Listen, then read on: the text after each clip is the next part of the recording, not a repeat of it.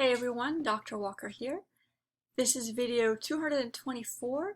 It is called Capacitors in Parallel. So we're finally looking at combinations of capacitors in circuits.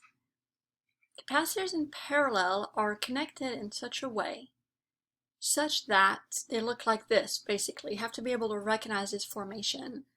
One way that I think is helpful to remember this is that they're connected at both ends and there's a junction in between each one. So a junction is a point where the wires intersect. So these 2 points, which I'm calling A and B, those are junctions where the wires are intersecting.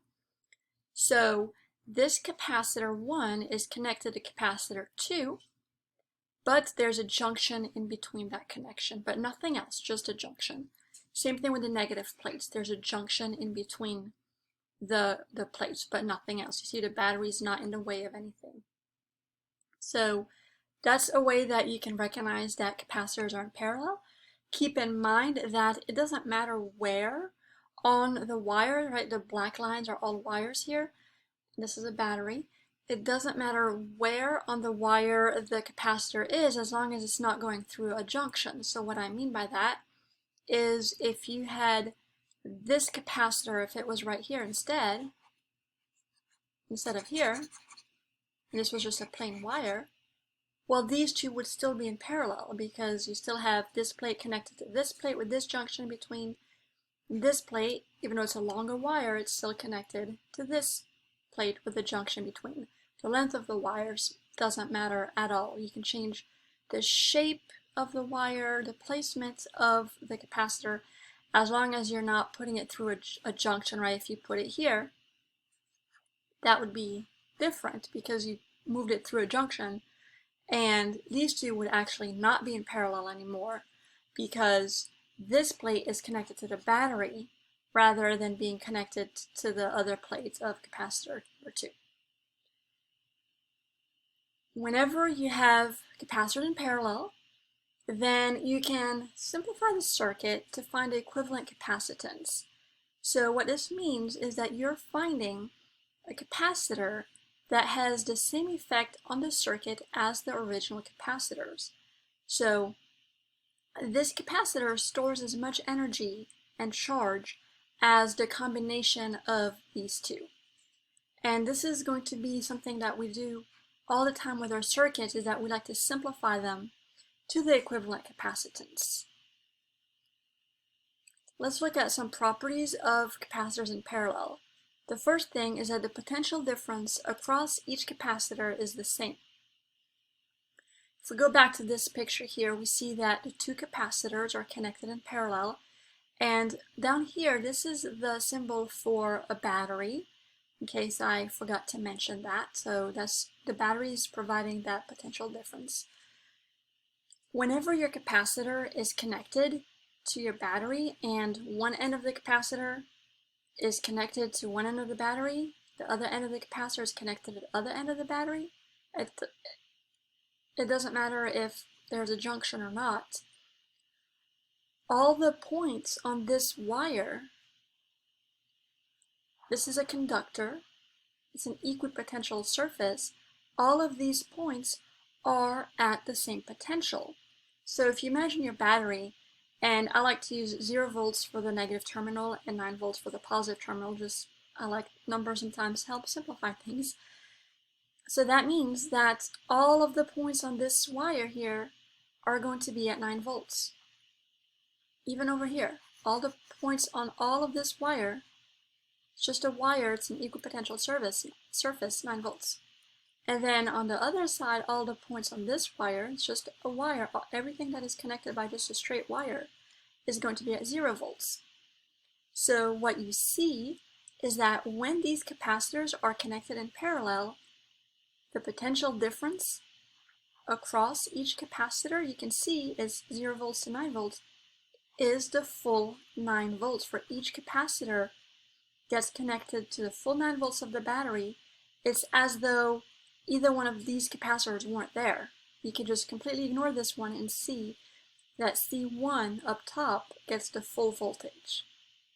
So that is the first equation that we saw below is that the potential difference across each capacitor is the same.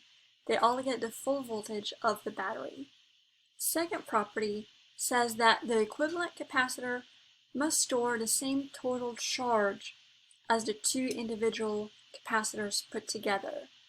So if we go back to look at our picture again, we know that this capacitor is storing some charge, this capacitor is storing some charge, this one must store the total of the two of them.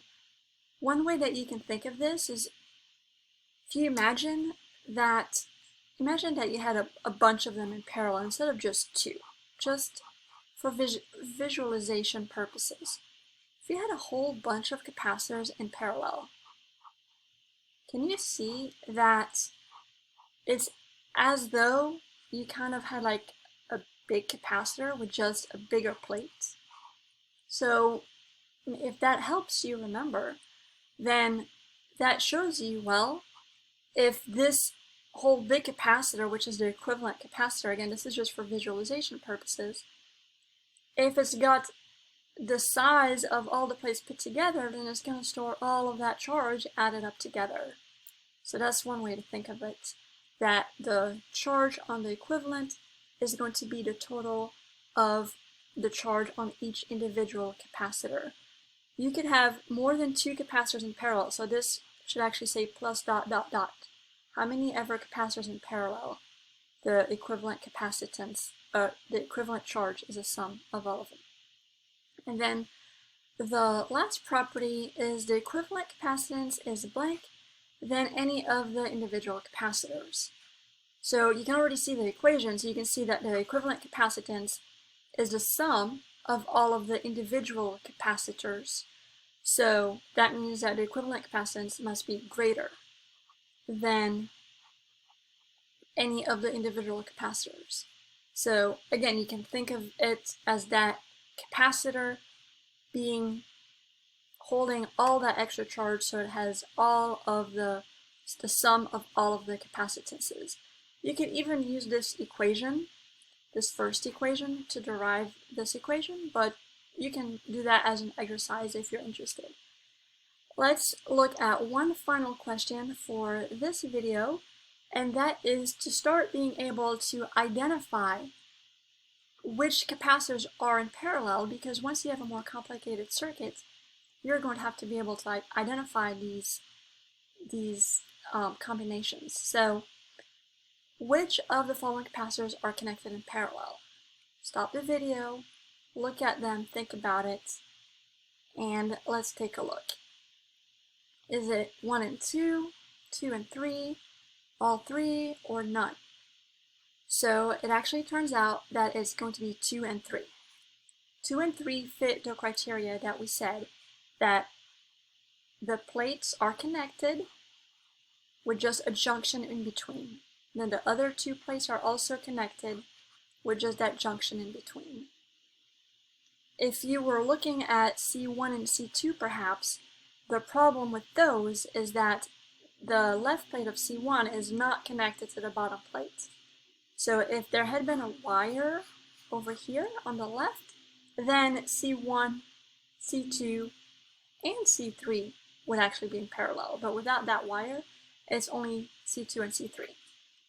So that was just a little taste of combining capacitors. We're going to combine them in a different way in the next video. See you then.